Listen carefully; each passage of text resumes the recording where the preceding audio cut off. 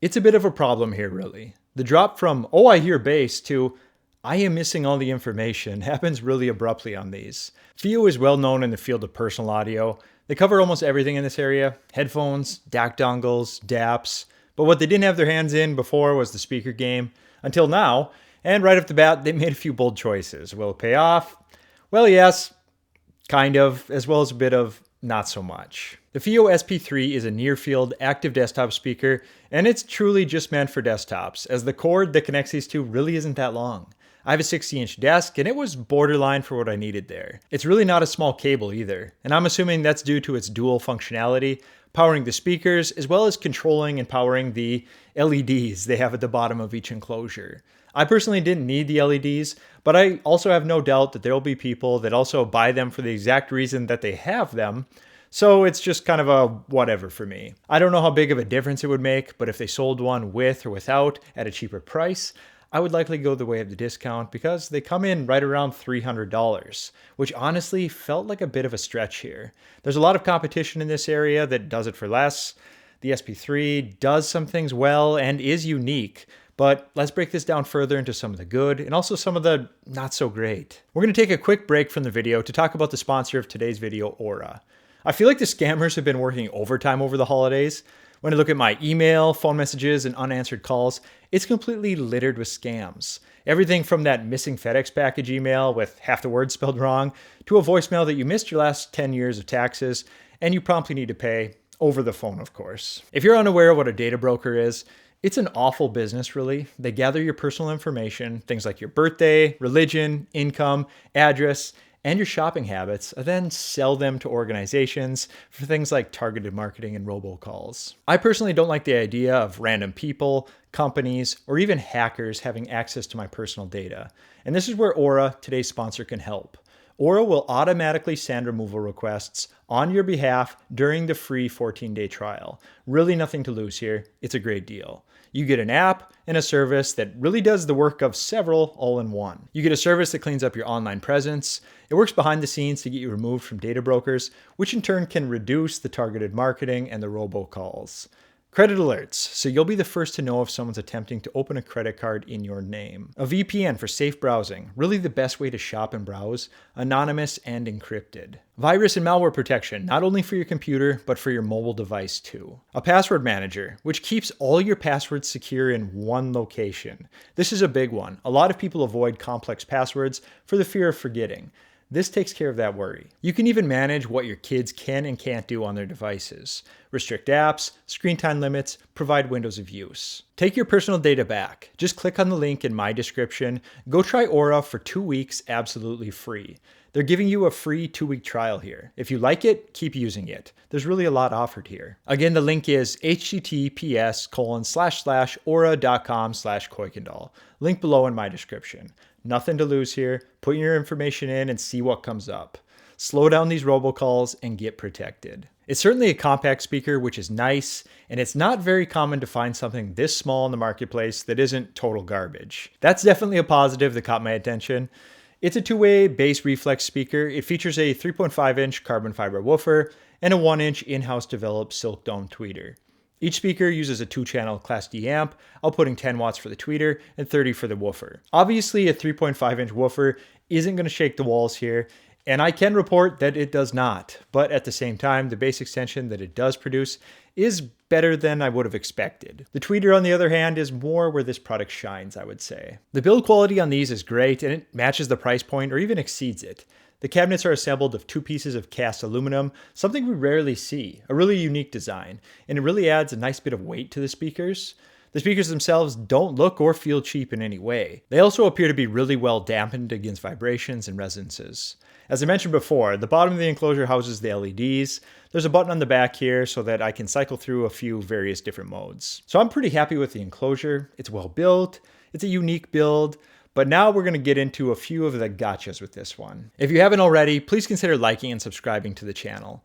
I likely have something coming for everyone. Everything from DIY speakers, money-saving cable builds, new gear, home theater, and even a little bit of vintage. Let's grow this channel together and see where it goes. Now let's get back to the video. Turning these around, we have the volume knob in the back, which isn't fantastic. have to give the speaker the reach around every time you want to change something, unless you're passing off the volume to something like your DAC, which is exactly what I did. This comment actually runs a bit deeper than that. On a speaker that offers multiple inputs, has RGB, and obviously volume control, you really should include a remote rather than having to reach behind the speaker for every little change. A clean front is nice, but in this case, a bit of functionality before form would have been appreciated. Next to the volume, we have the bass control knob, and it's done right. It's a really minor swing one way or the other, which is how these should be. It's for fine tuning, not pretending that these have 15-inch drivers, because they certainly don't. Below that, we have two buttons, one for the input and the other for the RGB controls. Then we have the two line-in options, RCA and a 3.5mm. A nice touch that many speakers miss is the ability to switch to left and right. Not a huge deal on a desktop, but this can offer a bit of flexibility in the placement options. At the bottom, we also have the power button, DC input, and the output to the other speaker. Inside the box, we get the power supply, speaker connection cable, and a decent RCA to 3.5mm cable.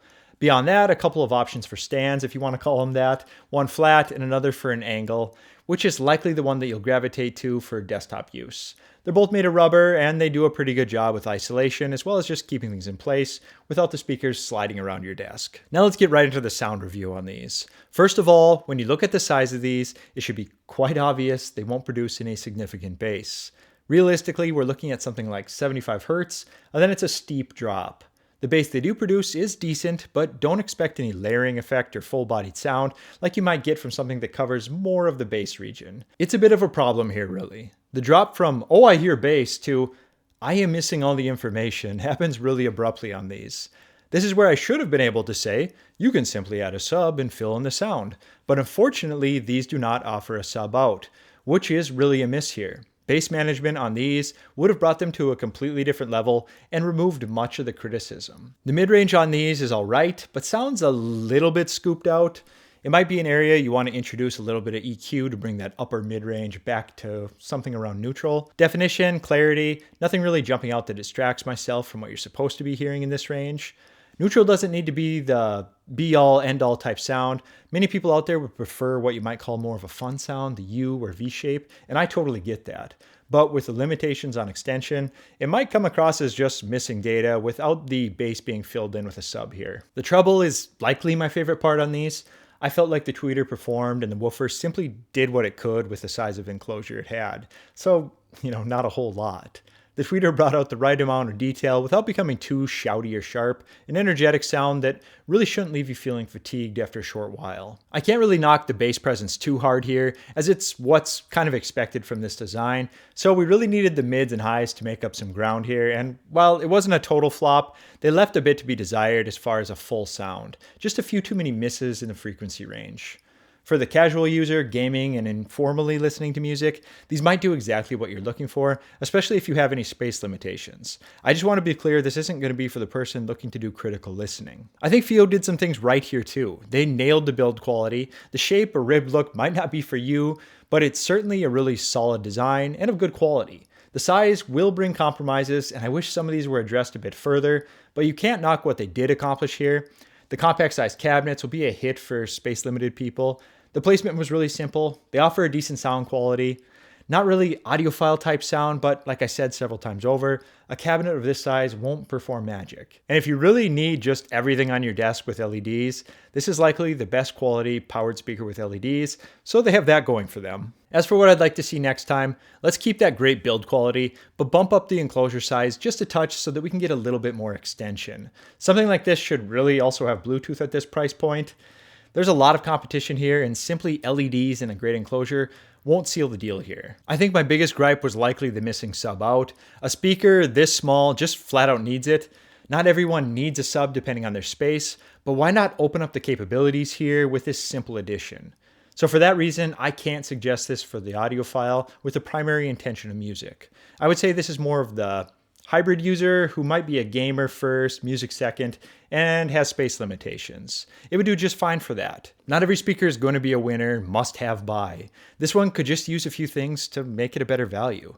It's a good start for the first speaker, and they did enough things right that I would definitely check out their later models to see if they fill in some of these gaps. If you could, please like and subscribe. It really makes a world of difference to my channel. Let's grow this thing together. Take care, and I'll talk to you later. See ya.